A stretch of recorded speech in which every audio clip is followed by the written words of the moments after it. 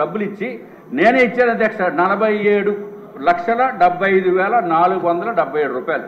ఇది నా ఒక్కడికే సంబంధించింది కాదు. ఎప్పుడు ఇచ్చాము అధ్యక్ష? Before 31 March 2022. చాలా మంది ఉన్నారు సార్. అయిపోయింది సార్. మీకు ఎక్కువ టైం ఇస్తే మళ్ళీ క్యాస్ట్ ఫీలింగ్. లేదు, క్యాస్ట్ ఫీలింగ్ ఏం కాదండి బాబు.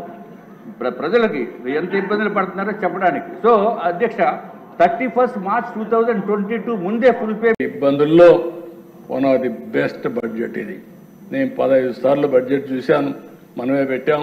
15 సార్లు పెట్టినప్పుడు ఇలాంటి క్లిష్ట పరిస్థితులు, ఇలాంటి ఇబ్బందికరమైన పరిస్థితులు one of the best budget తీసుకురాగలిగాం. దీనికి కారణం కేంద్రం పూర్తిగా సహకరించడం.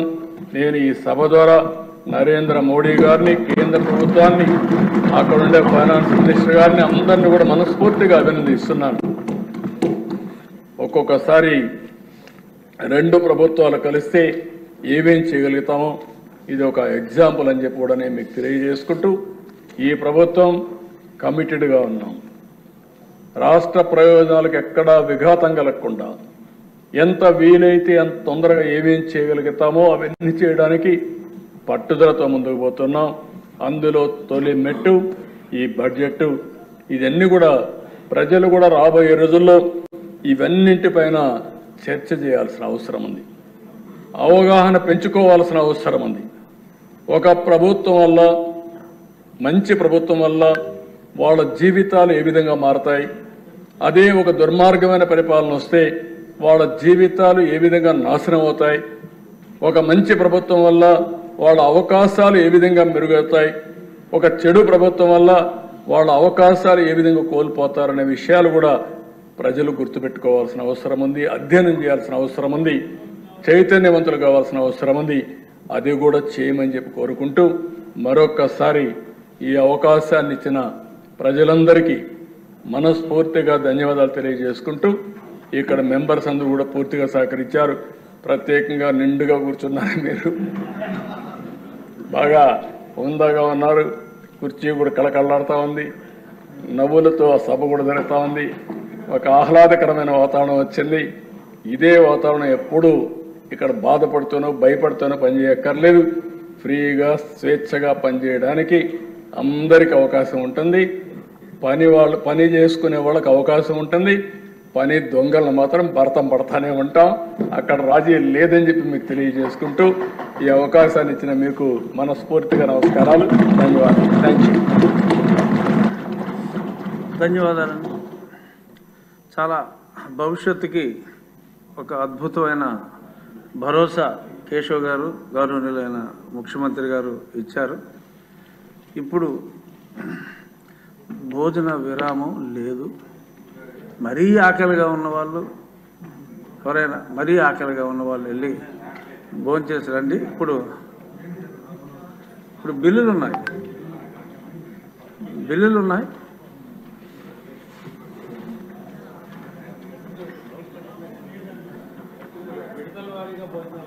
విడతల వారీగా అందరూ ఒకసారి వెళ్ళి తినేమని కాదు.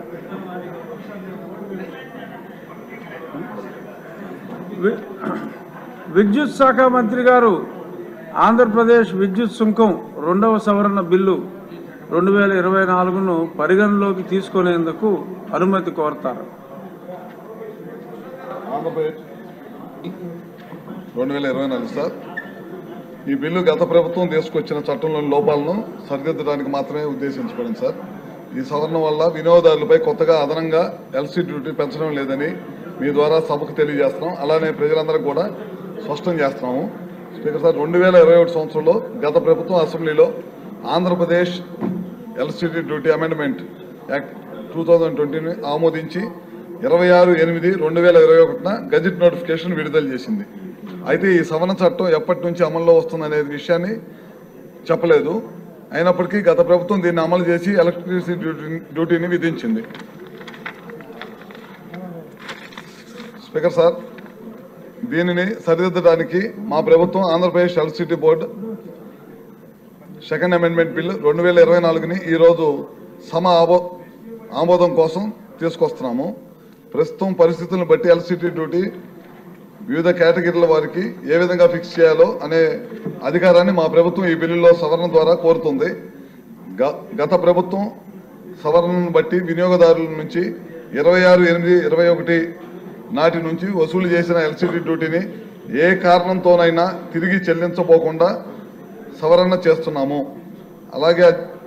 అలాగే దీనితో పాటు భవిష్యత్తులో ఎల్సిడి డ్యూటీ విషయంలో మార్పులు చేసే అధికారం ప్రభుత్వానికి ఉండేలా వెసులుబాటు కల్పిస్తూ ఈ సవరణ బిల్లులో అవకాశం కల్పించబడింది. దీనిని మీ ద్వారా సభ ఆమోదం కోరుతున్నాను. Sir, I beg to move that the Andhra Pradesh Electricity Second Amendment Bill 2024 be taken into consideration. మంత్రి గారి ప్రతిపాదన సభ సమక్షంలో ఉంది. బిల్లుపై సభ్యులు చర్చ ప్రారంభిద్దాం. ముందుగా పార్థసారథి గారు.